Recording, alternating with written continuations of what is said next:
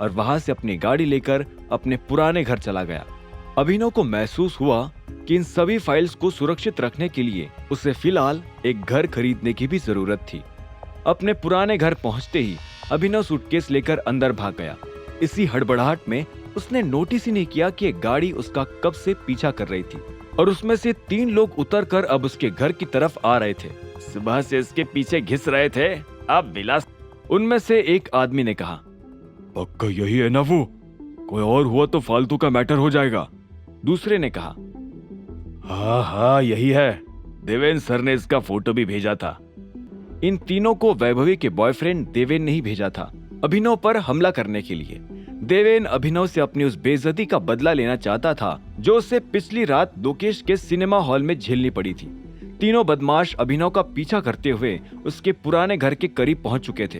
हालांकि उन्हें अंदाजा नहीं था कि अभिनव की उस खटारा गाड़ी के चारों ओर कैमरास लगे हुए थे, जो गाड़ी बंद होने पर भी अपने आसपास किसी तरह की भी मोशन देखकर उसे रिकॉर्ड कर लिया करते थे। अभिनव ने घर का दरवाजा खोलते ही सूटकेस साइड में रखा कि तभी उन तीनों ने उसके सिर पर क्रिकेट के बैट से जोरदार हमला कर दिया। सर पर चोट खाते ही अभिनव बेहोश होकर जमीन पर गिर पड़ा। तीनों बदमाशों ने तुरंत ही बेहोश पड़े अभिनव को उठा लिया और उसे ले जाकर अपनी गाड़ी की डिक्की में पटक दिया। अभिनव की गाड़ी के कैमरे में यह पूरा नजारा रिकॉर्ड हो चुका था। कुछ देर बाद अभिनव को धीरे धीरे होश आने लगा। उसे महसूस हुआ कि उसके सिर से किसी तरह का लिक्विड टपक रहा था और वो बहुत जोर से दुख भी रहा था। उसका पूरा बदन भी पसीने से भीग चुका था और हाथ पैर जकड़े हुए महसूस हो रहे थे। आंखें पूरी तरह खुलते ही उसे एहसास हुआ कि यह जगह ना तो उसके पुराने घर की थी, ना ही उसके ऑफिस की। ये कोई घिसा पिटा बेसमेंट था जहां पर दुनिया भर का कबाड़ पड़ा हुआ था। और उसी कबाड़ को देखते हुए अभिनव के सामने अचानक एक काली टी शर्ट और ब्लू जीन्स पहना हुआ एक हट्टा कट्टा आदमी सामने आ गया। कौन है? उस आदमी को देखते ही अभिनव उसके ऊपर चिल्ला पड़ा। गुंडे हैं और गुंडों से सवाल जवाब नहीं करते। तेरी माँ ने तुझे ये बताया नहीं क्या? वो आदमी ये बोलकर हंस पड़ा।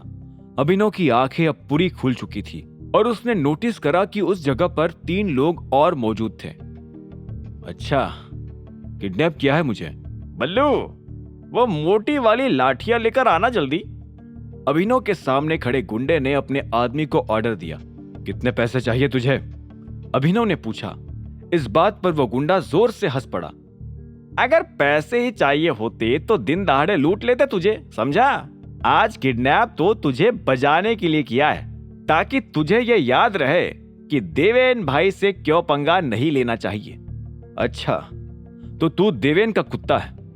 अभिनव ने बड़बड़ाते हुए कहा। उसकी ये बात सुनकर गुंडे का पारा चढ़ गया और उसने अभिनव को गले से पकड़ लिया। क्या बोला बे? औकात में रह अपनी, नहीं तो जिंदा भी नहीं छोड़ेंगे। अबे तू अपनी सोच, जानता भी है मैं कौन हूं। अगर जरा भी खरोच आई ना, बाढ़ आ जाएगी गुड़गांव में खून की। अभिनव की धमकी सुनकर उस गुंडे ने उसका गला छोड़ दिया और वो फिर जोर जोर से हंसने लगा। ये डिलीवरी वाला है पर डायलॉग मस्त मारता है। एक काम करते हैं, इसको यहाँ पीट पीट कर रफीक भाई के पास पार्सल कर देते हैं मुंबई। क्या पता रफीक इसको बढ़िया एक्टर वैक्टर बना दे।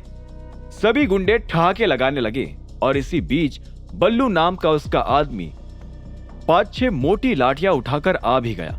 अभिनव उन गुंडों से लड़ भी लेता अगर उसके हाथ पैर मजबूती से ना बंधे होते तो।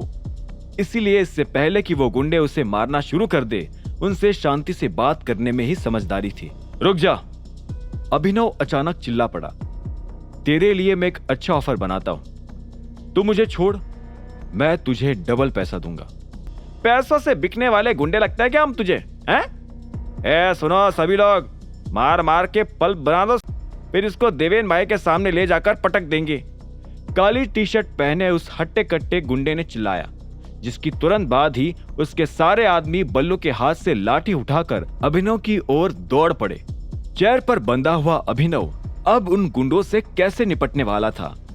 आगे की कहानी जानने के लिए देखें अगला एपिसोड सिर्फ पॉकेट एफएम के यूट्यूब चैनल पर, और द रिटर्न ऑफ टाइगर के सारे एपिसोड्स को सुनने के लिए डिस्क्रिप्शन में दी लिंक से डाउनलोड करें पॉकेट एफएम ऐप।